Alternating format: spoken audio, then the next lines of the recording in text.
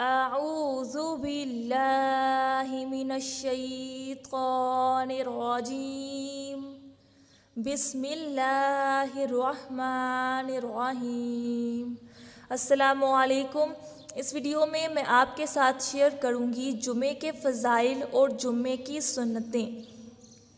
ابو داؤد شریف کی روایت ہے کہ نبی کریم صلی اللہ علیہ وسلم نے ارشاد فرمایا، تمہارے دنوں میں سب سے زیادہ فضیلت والا دن جمعے کا دن ہے، پس تم اس دن میں مجھ پر کثرت سے درود بھیجا کرو، اس لیے کہ تمہارا درود مجھ پر پیش کیا جاتا ہے۔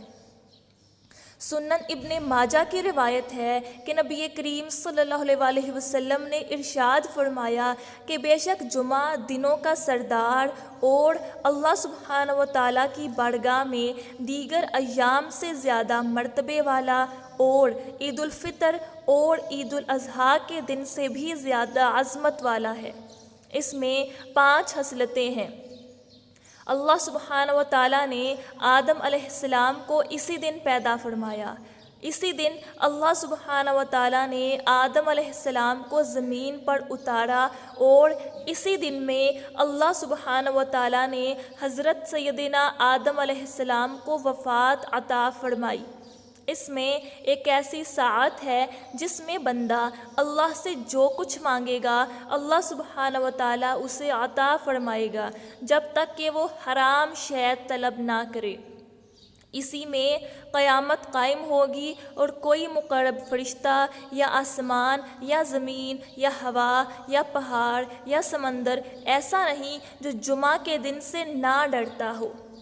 بخاری شریف اور مسلم شریف کی روایت ہے کہ نبی کریم صلی اللہ علیہ وسلم نے ارشاد فرمایا کہ جمعہ کے دن ایک گھڑی ایسی ہے کہ جو مسلمان اس گھڑی میں اللہ تعالیٰ سے بھلائی کا سوال کرے تو اللہ تعالیٰ اس کو قبول کرتے ہیں۔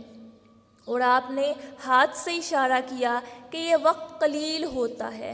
اب یہاں ایک اہم بات یہ بھی نکلتی ہے کہ جب بھی اللہ سے دعا مانگیں تو خیر و بھلائی کی، حلال کاموں کی، اچھے کاموں کی، نیک کاموں کی دعا مانگا کریں۔ وہ کام جو کہ حرام ہیں، وہ کام جن کا شریعت حکم نہیں دیتی، یا وہ کام جس سے دوسروں کو نقصان ہو، ان دعاؤں کو نہ مانگا کریں۔ کوشش کیا کریں کہ ان تمام کاموں سے بھی جو ہے وہ باز رہیں۔ اس کے علاوہ حضرت ابو سعید خدری رضی اللہ تعالیٰ عنہ سے روایت ہے کہ نبی کریم صلی اللہ علیہ وسلم نے ارشاد فرمایا، جو شخص جمعہ کے دن سورہ کہف پڑھے اس کے لیے 2 جمعوں کے درمیان ایک نور روشن کر دیا جاتا ہے۔ اس کے علاوہ غسل کرنا، اچھے اور صاف کپڑے پہننا، مسجد میں جلد جانے کی فکر کرنا، مسجد پیدل جانا، امام کے قریب بیٹھنے کی کوشش کرنا، اگر صفیں پر ہیں تو لوگوں کی گردنیں ٹاپ کر آگے نہ بڑھنا، کوئی فضول کام نہ کرنا، اپنے بالوں یا کپڑوں وغیرہ سے نہ کھیلنا، اور خطبے کو غور سے اور خاموشی سے سننا۔ اس کے علاوہ مسواک کرنا، جمعہ کے دن بالوں میں تیل لگانا اور خوشبو یا عطر کا استعمال کرنا مسنون ہے۔ اس کے علاوہ جب امام خطبہ شروع کرے یا جب جمعے کا خطبہ شروع ہو تو اس میں کوئی بھی فضول بات نہیں کرنی چاہیے، اس کو خاموشی سے سننا چاہیے۔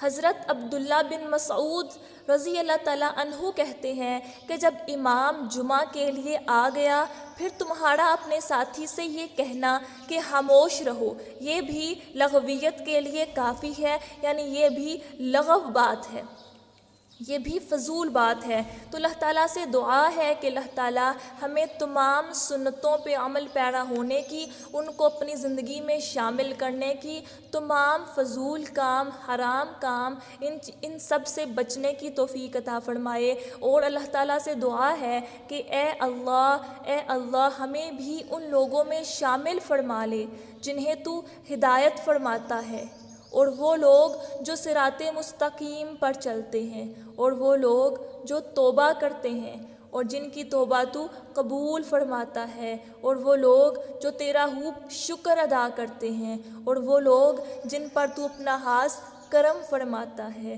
آمین ثم آمین۔ مزید اسلامک ویڈیوز کے لیے میرے چینل کو سبسکرائب کریں اور گھنٹی کے نشان پہ کلک کر دیں تاکہ میری نیکسٹ آنے والی ویڈیوز آپ تک بآسانی پہنچ جایا کریں۔ اللہ حافظ اینڈ فی امان اللہ۔